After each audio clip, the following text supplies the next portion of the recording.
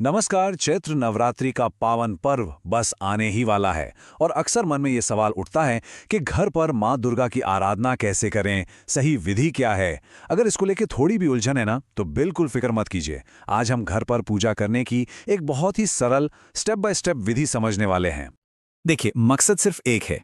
पूजा के हर एक कदम को इतना आसान बनाना कि हम सब इसे पूरे भक्ति भाव से कर पाएं। तो फिर देर किस बात की, चलिए शुरू करते हैं और देखते हैं कि सबसे पहला कदम क्या होता है। तो सबसे पहले ये समझते हैं कि आखिर चैत्र नवरात्रि इतनी खास क्यों है। देखिए, ये जो समय होता है ना, इसे माँ दुर्गा की उपासना के लिए बहुत ही ज्यादा अत्यंत फलदायी माना गया है।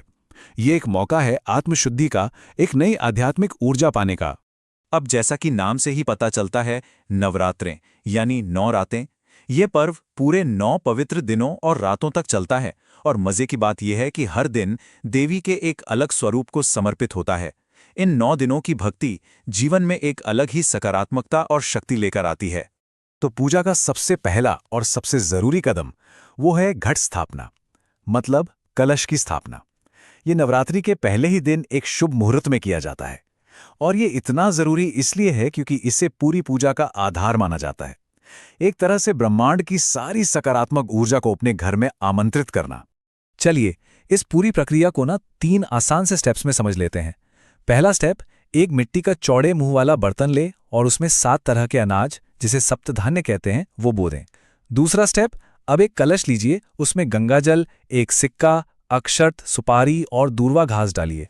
और तीसरा और आखिरी स्टेप, कलश के ऊपर आम के पत्ते सजाकर उस पर लाल कपड़े में लिपटा हुआ एक नारियल रख दें। बस यही कलश अब देवी का प्रतीक बन जाता है। तो कलश स्थापना तो हो गई। अब बात करते हैं उस पूजा की जो हमें रोज पूरे 9 दिनों तक हर सुबह और शाम करनी है। यही रोज की पूजा हमारी भक्ति को और भी गहरा करती है। अच्छा, तो रोज की पूजा शुरू कैसे करें? सबसे पहले तो व्रत का संकल्प लेना होता है। उसके बाद माँ के सामने घी का एक दीपक जलाइए। फिर आती है पंचोपचार पूजा।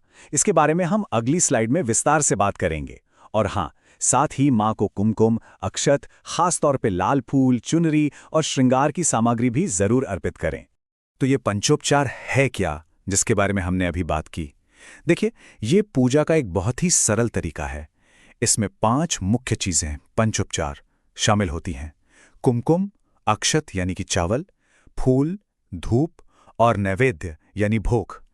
ये किसी भी देवी देवता के प्रति अपना सम्मान प्रकट करने का एक बहुत ही सुंदर और मौलिक तरीका है। देखिए, नवरात्रि में दुर्गा सप्तशती का पाठ करना सबसे ज्यादा महत्वपूर्ण माना जाता है। लेकिन हम सब जानते हैं, आज की भाग दौड़ भरी जिंदगी में सबके लिए पूरा पाठ कर पाना शायद मुमकिन ना हो। पर अच्छी बात यह है कि इसके कुछ बहुत ही शक्तिशाली और सरल विकल्प भी मौजूद हैं। तो यहाँ 2 रास्ते हैं। एक तो है कि पूरी दुर्गा सप्तशती का पाठ किया जाए, जिसमें 13 अध्याय होते हैं। और दूसरा एक बहुत ही शक्तिशाली विकल्प है, वो है सिद्ध कुंजिका स्तोत्र का पाठ। और जानते हैं, ऐसी मान्यता है कि सिर्फ इस एक स्तोत्र का पाठ करने से पूरी सप्तशती का फल मिल जाता है। जिनके पास भी समय की कमी है, उनके लिए तो ये वाकई एक वरदान जैसा है। सिद्ध कुंजिका स्तोत्र के अलावा भी 2 और बहुत अच्छे तरीके हैं। या तो रोज दुर्गा चालीसा का पाठ कर सकते हैं, या फिर माँ दुर्गा के जो मुख्य मंत्र हैं उनका जाप किया जा सकता है। ये दोनों ही तरीके मन को और भक्ति को एक जगह केंद्रित करने में बहुत मदद करते हैं। और ये है वो शक्तिशाली मंत्र, ओम ऐं ह्रीम क्लीम चामुंडायै विच्चे। कहा जाता है कि इस मंत्र का 108 बार जाप करना चाहिए। असल में यह मंत्र देवी के सभी 9 रूपों की मिलीजुली ऊर्जा का आह्वान करता है और इसीलिए इसे बहुत ही शुभ माना जाता है। तो रोज की पूजा के सारे चरण पूरे हो गए। अब बारी आती है समापन की।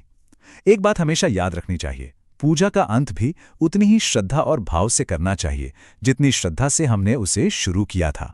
इसके बस 2 आखिरी चरण हैं। सबसे पहले मां अंबे जी की आरती गाकर पूजा को संपन्न करें, और दूसरा, जो कि बहुत ही जरूरी है, वो है क्षमा प्रार्थना। आखिर हम इंसान हैं, पूजा में कोई भूल चूक हो सकती है, तो ये प्रार्थना उसी अनजाने में हुई गलती के लिए मासिक क्षमा मांगने के लिए है। ये हमारी विनम्रता को दिखाता है। और चलिए, अब कुछ काम की जानकारी पर भी नजर डाल लेते हैं। साल 2026 के लिए चैत्र नवरात्रि की जो मुख्य तिथियां हैं वो इस तरह हैं। 19 मार्च को है प्रतिपदा यानी कलश स्थापना का दिन। 26 मार्च को अष्टमी मनाई जाएगी और 27 मार्च को है रामनवमी यानी भगवान श्री राम का जन्मोत्सव। और आखिर में एक सवाल जिसके बारे में सोचना जरूरी है। हमने पूरी विधि तो समझ ली, लेकिन असल में पूजा में सबसे महत्वपूर्ण क्या है, विधि या भक्ति?